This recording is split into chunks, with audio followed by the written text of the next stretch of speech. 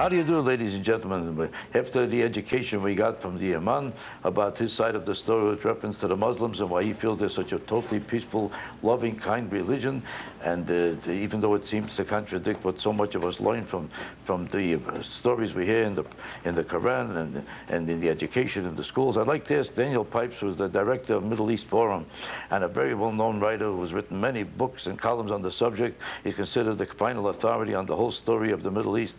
I'd like to ask him, what's your honest opinion?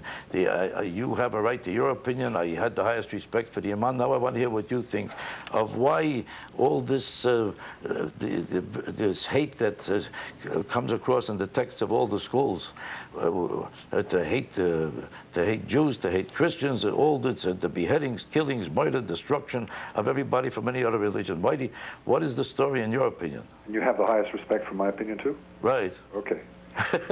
The reason that the schools, mosques, and other institutions are dominated by this hate-filled discourse is that the institutions of American Islam are in turn dominated by radical Islam. There are hardly any, 10, 20, 30% maybe, that are in the hands of moderates. The Saudis put a lot of money in starting in the 60s. It just so happens that immigrants and converts who get highly involved in institutional Muslim life generally have a radical outlook, so they predominate. It doesn't have to be that way, but it certainly is that way. As recently as today, I wrote a column called A Madrasa in Bridgeview, Illinois, telling about the really extraordinarily radical information that a Time magazine report told us about a suburb of Chicago. In other words, all this education in the schools that are full of hate, what you say represents the basic thinking of Muslims in general? No, I'm saying it represents a radical strain, the Islamist strain. Yeah, but what percentage of the Muslim people themselves do you feel behave this way or are indoctrinated to behave this way? I would say that about 10 to 15% of Muslims want to live under the Islamic law, want to live this way. But as with communists or fascists, it only takes a small number to dominate because of their energy, their money. I see, but you feel they're only 10, 15% of the real population. So I think it is a quite small minority, but as in the case of other... But they have violent power and a tremendous influence, and they can accomplish phenomenal things because they're independent of anybody else, and they don't care about the Muslim thinking in general.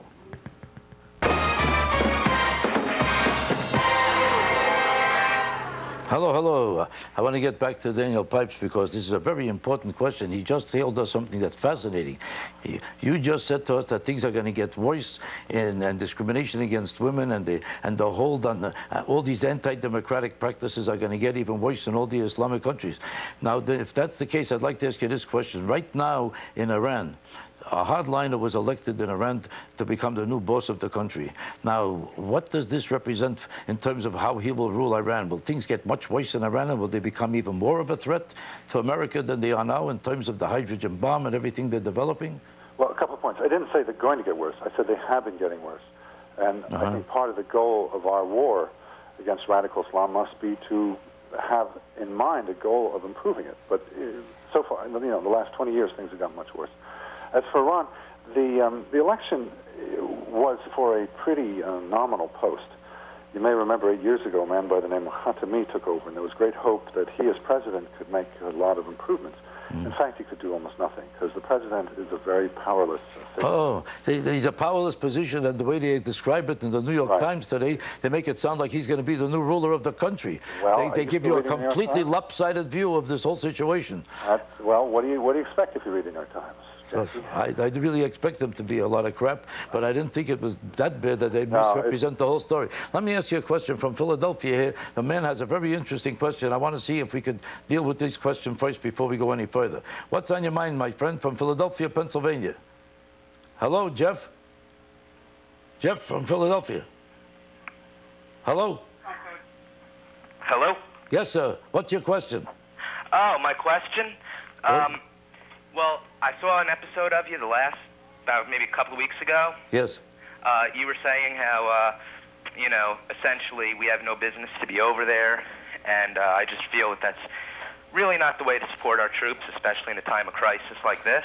I'm sorry to tell you that's not what I said. If I said that, that's not what I meant. You got the wrong impression. That's not at all what we were talking about. This call will serve no purpose. Let me ask you another question.